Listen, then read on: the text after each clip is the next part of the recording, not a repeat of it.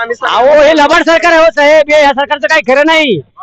आम्ही रोखोक बोलतो, हे सरकार फसवगी सरकार आहे. हा देवेंद्र फडणवीस काय करतो, सगळ्या गोळा करतो आणि शेतकरी पाण्यात बुडतोय. हे शेतकऱ्याच्या हिताचं सरकार नाही. तेलंगणा राज्यात तिकडे मागल्या 2-3 वर्षाखाली शेतकऱ्याचं पूर्ण 2-3 लाख रुपये माफ केलं. पुन्हा इकडे कर्नाटक मध्ये माफ केलं. ते मुख्यमंत्री कोण आहे ते सिद्धरामय्या, त्याने माफ केलं. आता 2.5 वर्षात दुसरा मुख्यमंत्री झालेला आहे त्याने. तरी महाराजात काय कारण नाही याचा विचार आपण शेतकरी लोकांनी करावा लागणार आहे. द्राक्ष बागायतदार शेतकरी आमचे 2016-17 थकीत कर्ज आहे. जर त्या कर्जाचं जे व्याज आमचं 5-6 लाख रुपये कर्ज झालं तर ते 2 लाख जे कर्ज माफीमुळे आम्हाला त्याचा फायदा नाही ना. रोहितदादा पवार हे अन्नत्याग केला, कोणासाठी केला? शेतकऱ्यासाठी केला. त्यांच्यासाठी मी कमीत कमी 300 किलोमीटर इथं आलोय. फक्त रोहित दादा पुढे आले का बरं, बाकीचे नेते कुठे गेले तुमचे? हा एक मोठा प्रश्न आहे ना. कांद्याला भाव नाही, कापसाला भाव नाही. शेतकऱ्यांना आतापर्यंत त्याच्या नरड्याचा घोट घेण्याचा प्रयत्न तुम्ही या सरकारने केला आतापर्यंत. आणि आमचे रोहित दादा जर पुढे येत असतील आणि शेतकऱ्यांसाठी जर काय करत असतील, हे म्हणजे स्टंट पाहिजे झालं का? शेतकरी मेलो कर्जमाफी देणार आहेत का? त्यांना जर कर्जमाफी द्यायची असेल ना तर देवेंद्र फडणवीसनी उद्धव ठाकरेकडे क्लास लावला पाहिजे की कर्जमाफी कशी करायची. दादा शेतकऱ्याचे काही वर आहे, त्यांनी हा अन्नत्याग केला कुणामुळं? फक्त शेतकऱ्याचं कर्जमाफी व्हावा. हे सरकार झोपलेलं आहे, त्यांना शेतकऱ्याचं देवणघेवण नाही. शेतकरी मेला तरी पण त्याचं काय नाही, चांगलंच आहे. आणि रोहित दादा इथं पण विजयच मिळवणार आहे. हा काय राजकीय स्टंट नाही किंवा स्वतःचं नाव कमवण्यासाठी नाहीये. जे विरोधक चर्चा करतात हे राजकीय स्टंट आहे, राजकीय स्टंट करणारा व्यक्ती नाही. हा 7 ते 12-13 खात्याचा मंत्रीला पाडून निवडून आलेला आमदार आहे हा रोहित पवार. आणि पूर्ण मोठे पवार साहेबांचं त्यांच्या अंगात जे गुण आहेत तेच गुण आहेत मोठ्या. सरसकट 2 लाख रुपयाच्या कर्जमाफीसाठी रोहित पवारांचं पंढरपूरमध्ये अन्नत्याग आंदोलन सुरू आहे. या आंदोलनामध्ये त्या ठिकाणी शेतकरी मोठ्या संख्येने सहभागी होत आहेत आणि आता आपण त्या शेतकऱ्यांशी त्या ठिकाणी संवाद साधणार आहोत. नेमकं त्यांना काय वाटतं, कसं झालं काय सांगतात? 2 दिवसापासून इथं आंदोलन सुरू आहे, तुम्ही आंदोलनाला आलाय. खरं बघितलं तर रोहित दादांनी जो आज हा विषय घेतलेला आहे, शेतकऱ्याच्या आणि शेतकरी पुत्रांच्या अत्यंत जिव्हाळ्याचा विषय. आपण आज बघू शकता रोहित दादा शेतकऱ्याला विनाअट कर्जमुक्ती मिळावी, पण शासनाने जी अटी टाकली ती खऱ्या अर्थानं कर्जमुक्ती नसून कर्ज वसुली मोहीम कुण्यातर पद्धतीने राबविण्याचं धोरण महाराष्ट्र सरकारने घेतलेलं आहे. हे प्रामुख्याने या कर्जमाफी धोरणाच्या माध्यमातून आपल्याला या ठिकाणी दिसत आहे. काही आमदारांनी याच्यावरती टीका केली आहे की हे स्टंटबाजी आहे, नाटक चालू आहे त्या ठिकाणी. खरं तर शेतकऱ्यांचा कळवळा नाही यांना. कोण आमदार आहेत? पडळकर असतील किंवा लक्ष्मण हाके असतील, आता या आंदोलनावरती टीका. ठीक आहे, मला वाटतं पडळकर साहेब हे आमदार आहेत, पण लक्ष्मण हाके हे आमदार नाहीत. का असते माहिती आहे का?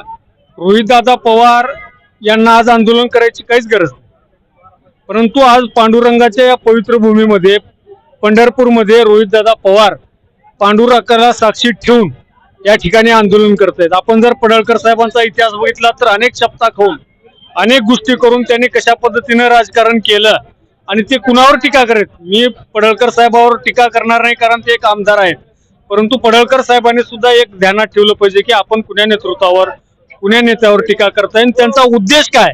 ठीक आहे, रोहितदादा उपोषण करत आहेत म्हणून आपण त्या ठिकाणी मंजूर करू नका, पण आपल्याला जर शेतकऱ्याची तळमळ असेल तर पडळकर साहेबांनी सुद्धा मुख्यमंत्री महोदयांना हा प्रश्न विचारला पाहिजे की इतक्या अटी टाकलात कशा पाहिजे. पण तो विषय द्या सोडून आज पेट्रोलची दर वाढ आहे, डिझेलची दर वाढ आहे, गॅसची दर वाढ आहे, बेरोजगारी प्रचंड मोठ्या प्रमाणात आहे, नीटचा पेपर फुटला, शेतकऱ्यांना वेळेवर वीज नाही, या विषयावर पडळकर साहेब गप्प आहे. त्यांनी कुण्या लेवलवर गेले 2 दिवस झाला आम्ही सोशल मीडियावर बघत आहोत. आणि काही लोकांना टेंडर दिलेलं असतं ठराविक एका विशिष्ट वर्गावर टीका करण्यासाठी. आपण कदाचित तसं समजू शकतात की 2 जी नावं आपण घेतलात ते पवार परिवारावर टीका करण्यासाठी. ते यापूर्वी अजितदादावर, स्वर्गीय आमच्या अजितदादावर टीका करत होते, ते पारदादावर टीका केली, आज त्यांच्यासोबत मांडीला लावून बसलेत. म्हणून ह्या लोकांचं काही खरं नाही. आज रोहितदादा पवार खऱ्या अर्थानं शेतकऱ्यांचा जो जिवंत विषय आहे आणि हा विषय शासनानं मांडलेला आहे. ठीक आहे, शासनानं आज आता घंट्यामध्ये जाहीर करावं की रोहितदादानं केलेलं आंदोलन हे बाजूला ठेवा. आम्ही कुठलीही अट न ठेवता सरसकट 2 लाख रुपयेपर्यंतची जी उद्धव साहेब ठाकरे यांच्या सरकारमध्ये आदरणीय पवार साहेबांच्या मार्गदर्शनाखाली जी कर्जमाफी योजना झाली होती त्या पद्धतीची कर्जमाफी जाहीर करावी. आंदोलनाला आलाय तुम्ही, काय कुठून आलाय?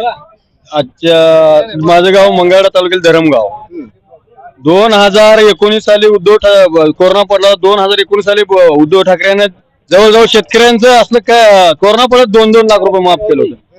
हे सरकार शेतकऱ्याच्या लायकीचं नाही. आज खर्च वाढत चाललेला आहे. गडी आज रानात येऊन 8 ते 12 वाजे उतरून 600 रुपये हजेरी झालेलं, बाहेर 300 रुपये हजेरी झालेली. शेतकऱ्याला हाय, शेतकऱ्याला अवघड आहे. म्हणून आज ऊस घालवला, ऊस शेतकऱ्यांनी केला. 18 महिने शेतकऱ्यांना सांभाळायचा, त्याच्या कारखान्यात पेमेंट नाही.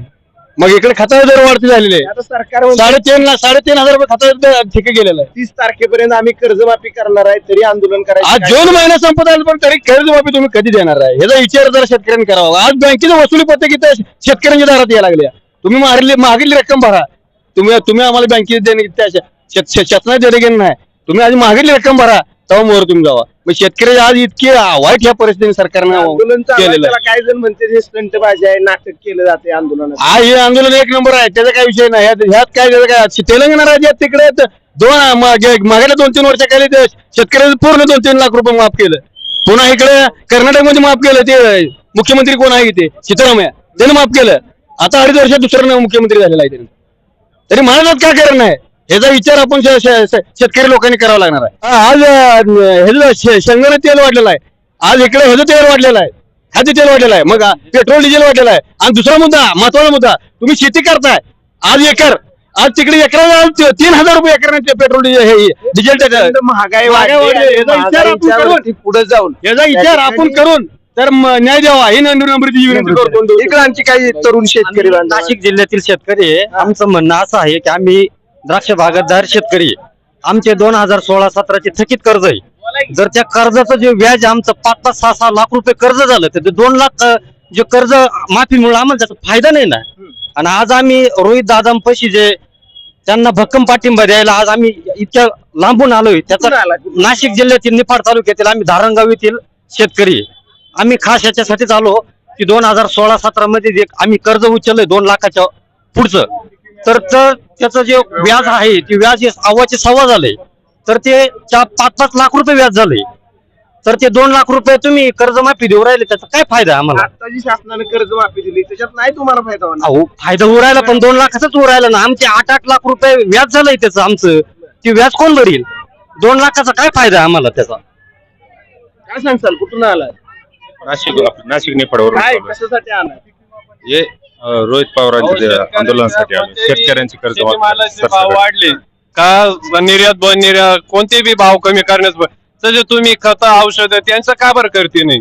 शेतकऱ्याच्या मालाला भाव भेटला तर तुम्ही सगळं निर्यात बंद करता. तुम्ही आज खत औषधाचे भाव कमी फक्त रोहित दादा पुढे आले का बरं? बाकीचे नेते कुठे गेले तुमचे? हा एक मोठा प्रश्न आहे ना. या आंदोलनाला काही जणांकडून स्टंटबाजी आहे, नाटक नाही, स्टंट अजिबात नाही, काही स्टंट नाही याच्यात. जो नेता आमच्या शेतकऱ्यांसाठी उभा राहील त्याला पाठिंबा आमच्या सगळ्या शेतकऱ्याकडून राहील. बस आमच्या काय सांगताय? मी अकोल्यावरनं आलो.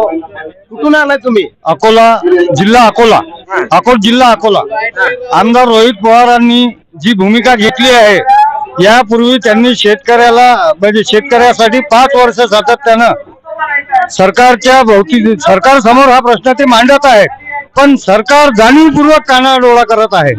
कारण की सरकारचा यावेळी शेतकऱ्यांसाठी काय धोरण आहे हे अजून सरकारला स्वतःच माहित नाही, असं या माध्यमातून. आमची मागणी एकच आहे की त्यांनी या आंदोलनाला रोहित पवार यांची स्टंटबाजी न समजता अन्नदात्यासाठी केलेला अन्नदात्याचा परित्याग म्हणून या शेतकऱ्याच्या मागण्या लवकरात लवकर या महाराष्ट्रातील शेतकऱ्याच्या मागण्या पूर्ण कराव्यात. व या प्रकरणी रोहित पवार यांनी जे सरकार समोर मुद्दे मांडलेले आहेत त्या मुद्द्यावर जाणीवपूर्वक विचार करून शेतकऱ्याच्या प्रति सहानुभूतीचा विचार करून निर्णय घ्यावा, अशी मागणी मी माननीय मुख्यमंत्री यांच्याकडे करत आहोत. काय शेतकरी त्या ठिकाणी आलेत? काय सांगताल? एक तरुण शेतकरी बरोबर इथे सहभागी होतो. आम्ही सोलापूरहून मोहोळ तालुक्यातून आलोय रोहित दादांच्या अन्नत्याग आंदोलनाला पाठिंबा देण्यासाठी. आतापर्यंत शेतकऱ्याचा गळा घोटण्याचा प्रयत्न या सरकारने केलाय. सर्वप्रथम या सरकारचा जाहीर निषेध. आणि कोण जर म्हणत असेल स्टंट, शेतकऱ्यांसाठी काय केलं की स्टंटबाजी? शेतकऱ्यांसाठी काय केलं की स्टंटबाजी? बरोबर. अहो, तुम्ही 2 लाख घ्यायला लागलाव आणि 50,000 द्यायला लागलाव. ही कुठली धोरण आहे ती?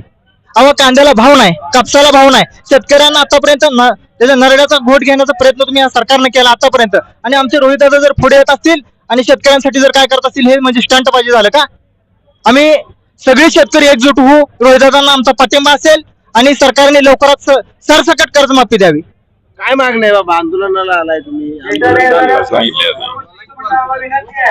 काय तुम्हाला काय वाटतंय? बोलता येत नाही आपल्याला.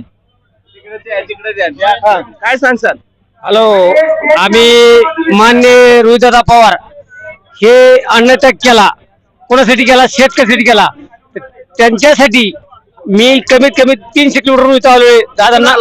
मी आलोय जळगाव जिल्ह्यातून. मी दादांना पाठीमध्ये आलोय. दादा शेतकऱ्याचे कैवार आहे. त्यांनी अन्नत्याग केला कोणामुळं? फक्त शेतकऱ्याचं कर्जमाफी व्हावा. हे सरकार झोपलेलं आहे. त्यांना शेतकऱ्याचं देवणघेवण नाही. शेतकरी मेला तरी मग त्याचं काय नाही, चांगलंच आहे.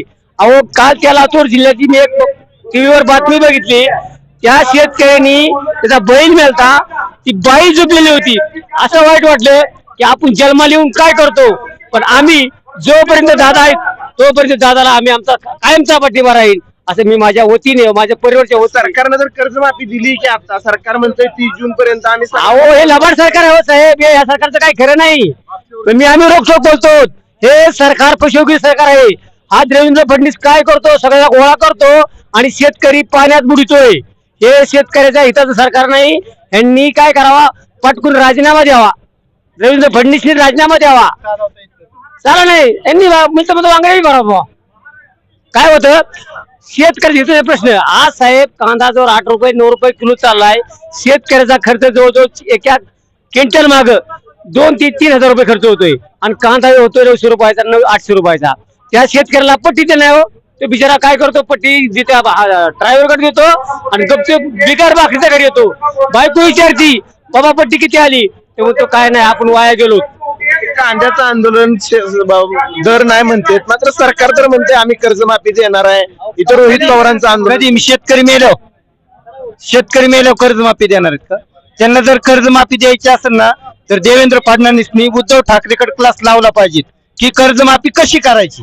काय त्यावेळेस उद्धव ठाकरे सांगते कशी कर्जमाफी करायची ती. आपल्याला जर जमत नसेल तर राजीनामा का देत नाही ती? हा, आता सरकार म्हणतंय 30 जून पर्यंत 2 लाखापर्यंत काही देत नसतो. हा लाभाड आहे. हा कर्जमाफी देणार नाही, काय नाही. हा, काय सांगताल? कुणाला आहे? ही आंदोलनाला एका ठिकाणी म्हटलं जातंय की स्टंटबाजी केली जाते. रोहित पवारांचं आंदोलन म्हणजे फक्त एक नाटक आहे. तुम्ही बसून बघा म्हणून आम्ही तुम्हाला सपोर्ट देऊ. तुम्ही बघा ना, अन्नत्याग करा म्हणा. तुम्ही जे कोणी म्हणत असेल ना त्यांना म्हणा तुम्ही करा अन्नत्याग, आमचा तुम्हाला सपोर्ट राहील. तर ह्या भावना ज्या आहेत त्या भावना त्या ठिकाणी बोलून दाखवल्या जात आहेत. त्या ठिकाणी कुठून आलात? लातूर. काय आज रोहित पवारांचं आंदोलन सुरू आहे, तुम्ही या ठिकाणी आलाय? या आंदोलनाला पाठिंबा देण्यासाठी आलो. जगाचा पोशिंदा म्हणजे या जगाला पोचतो कोण?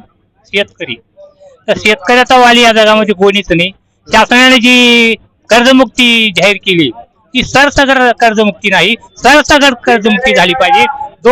शेतकऱ्याचा ताटबारा कोरा जायला पाहिजे अशी एकच कलमी आमची मागणी करावं लागेल. शेतकऱ्यांचा 7/12 हा कोरा झाला पाहिजे आणि त्यासाठी सरसकट कर्जमाफी झाली पाहिजे. ही प्रमुख मागणी जी आहे ते इथं आलेली जी पाठिंबा द्यायला आलेले लोक सुद्धा करत आहेत. रोहित पवारांचं 2 दिवस झाला अन्नत्याग आंदोलन सुरू आहे. या आंदोलनावरती काही टीका त्या ठिकाणी सुरू झालेली आहे. रोहित पवार आंदोलनावरती ठाम आहे. कुठून आला, काय भूमिका आहे? मी जामखेड तालुक्यातून खरडा या गावातून आलेलो आहे, जिथं की मराठ्यांचा शेवटचा विजय झालेला आहे आणि रोहित दादा इथं पण विजयच मिळवणार आहे. हा काय राजकीय स्टंट नाही किंवा स्वतःचं नाव कमवण्यासाठी नाहीये. जे विरोधक चर्चा करतात हे राजकीय स्टंट आहे. राजकीय स्टंट करणारा व्यक्ती नाही. हा 7 ते 12 13 खात्याचा मंत्रीला पाडून निवडून आलेला आमदार आहे हा रोहित पवार. आणि पूर्ण मोठे पवार साहेबांचं त्यांच्या अंगाचे जे गुण आहेत तेच गुण आहेत. मोठ्या पवार साहेबांनी जसं पहिल्यांदा कर्जमाफी दिली 72,000 कोटीची सरसकट शेतकऱ्यांना 2019 सालापासून हे शासन असं सांगतं की एवढं काढा आणि हे मानतं त्यांचं अटी मानतं शेतकऱ्यांना की 3.5 लाख रुपये असलं 3 लाख रुपये भरा. आता आजचाच विषय काय, आज 10 दिवस झालं पाऊस नाहीये. शेतकरी हवालदिल झालेला आहे, पेरण्या झालेल्या आहेत, काय उगवलं आहे, काय आता दुबार पेरणी होणार आहे आणि आणखीन त्यांनी पैशाची मागणी करायची 30 तारखेपर्यंत. 30 तारखेपर्यंत शेतकऱ्यांची पेरणी राहील का? 30 तारखेपर्यंत शेतकऱ्याला BBNला पैसे नाहीयेत. रोहित दादांनी हे आंदोलन कोणासाठी चालू केलेलं आहे? सर्व जनतेसाठी शेतकऱ्यांसाठी चालू केलेलं आहे. राजकीय स्टंट आहे. कुठे विरोधकाला काय बोलायला काय नसतं, ते हे करतात.